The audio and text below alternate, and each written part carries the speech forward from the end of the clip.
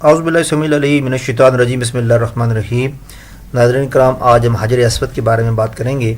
یہ ایک جنتی پتھر ہے، یہ تو سب کو معلوم ہے۔ حضرت عبداللہ بن عمر رضی اللہ تعالیٰ عنہ سے روایت ہے کہ آپ صلی اللہ علیہ وسلم نے ارشاد فرمایا کہ رکن اسود یعنی حجر اسود اور مقام ابراہیم جنت کے دو یاقوت ہیں۔ اگر اللہ کریم ان کے نور کو کم نہ کرتا تو مشرق اور مغرب، شمال اور جنوب اس سے جگمگا اٹھتے۔ تاریخی روایات میں اس کا تذکرہ اس طرح ملتا ہے کہ حضرت ابراہیم علیہ السلام نے حجر اسود کو جب دیوار میں نصب فرمایا تو ارد گرد اس کی چمک سے منور ہو گئے۔ چنانچہ اس متبرک حجر اسود کی روشنی جہاں تک پہنچی وہاں تک اللہ رب العزت نے حدود حرم قائم فرما دی۔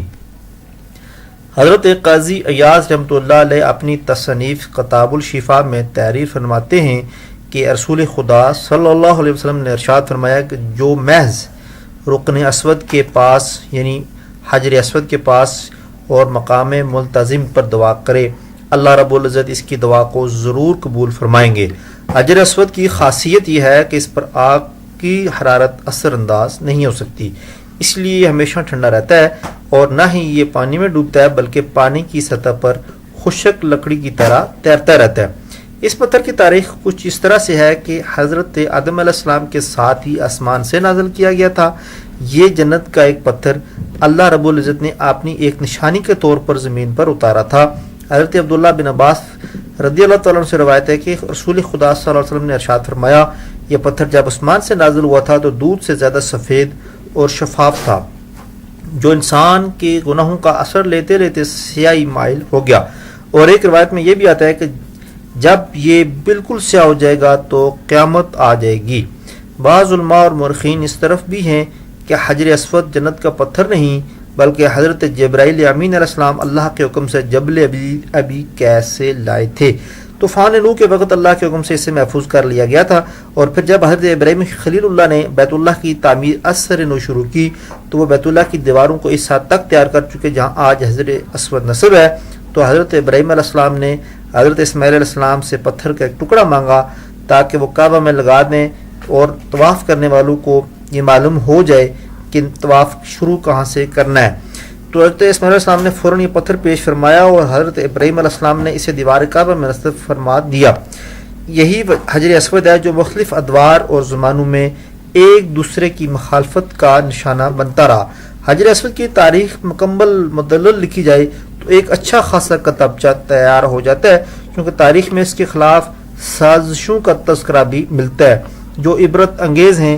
علماء اور مورخین تحریر فرماتے ہیں کہ مختلف ادوار میں اس جنتی پتھر کو نیست و نابود کرنے کی مختلف سازشیں کی گئیں، جس میں سے ایک سازش تو یہ بھی تھی کہ قبیلہ جرہم اور حمالکہ اور کرماتا قبائل کے لوگ بارہا اس پتھر کو بیت اللہ شریف سے نکال کر لے گئے تاکہ وہ بیت اللہ کے مد مقابل اس نمونے کا ایک جعلی بیت اللہ تعمیر کر کے یہ پتھر اس میں نصب کر سکیں اور حقیقی بیت اللہ کی اہمیت اور عظمت ختم ہو جائے۔ لیکن ان کی یہ سازشیں ناکام ہوتی رہیں اور حجر اسود اپنے مرکز سے زیادہ عرصہ کبھی جدا نہ رہا اور اپنے اصلی مقام پر بہت ہی جلد واپس ہوتا رہا۔ حجر اسود کی ایک تو یہ ہے کہ یہ جب آیا تو سفید تھا اور اب سیاہی میں بدل گیا۔ اس کی ایک انسانوں کی گناہوں کی وجہ سے یہ سیاہ ہو گیا، اور جب یہ بالکل سیاہ ہو جائے گا تو اس وقت قیامت آ جائے گی۔ حضرت قاضی عزیز الدین بیان کرتے ہیں کہ میں نے خود 708 ہجری میں اس کو دیکھا کہ یہ اس پر ایک سفید دبا موجود تھا۔ اس کے بعد یہ سفیدی ختم ہوتے ہوتے بالکل میں نے دیکھا کہ ختم ہو گئی ہے۔ ابن خلیل بھی لکھتے ہیں کہ میں نے 3 جگہ سفیدی دیکھی جو بتدریج قائم رہی۔ حجر اسود کے معنی حجر مین پتھر اور اسود عربی میں کالے کو کہتے ہیں یعنی کالا پتھر، اس لیے اس کو عربی کی وجہ سے حجر اسود کے نام سے اسے پکارا جاتا ہے۔ یہ انتہائی متبرک مقام ہے اور متبرک پتھر ہے اور فضیلت والی جگہ ہے۔ یہی وہ جگہ ہے جہاں ہر وقت لوگوں کا ہجوم رہتا ہے۔ دوسروں کو بغیر اگر اللہ کریم آپ کو وہاں جانے کی سعادت عطا فرمائے تو دوسروں کو بغیر تکلیف پہنچائے آپ اس موقع پر جائیں اور مقام ملتزم پر جائیں اور خوب چمڑ کر اس مقام سے اللہ رب الکریم کے حضور خوب گڑ گڑا کر دعائیں مانگیں۔ اگر دعائیں عربی میں یاد نہ ہوں تو جو بھی دعا دل میں آئے، جس زبان میں بھی آئے، جو کچھ سمجھ آئے، اللہ رب الکریم کے استانے پر آپ پہنچ کر جو دعا مانگیں گے اللہ کریم آپ کی ضرور دعائیں قبول کرے گا. میری دعا ہے کہ ناظرین کرام آپ سب کو اللہ کریم اس مقام کی زیارت نصیب عطا فرمائے.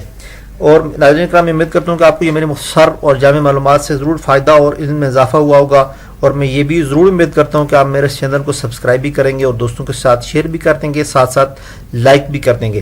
اسی کے ساتھ مجھے نئی ویڈیو تک اجازت بھی دیجیے.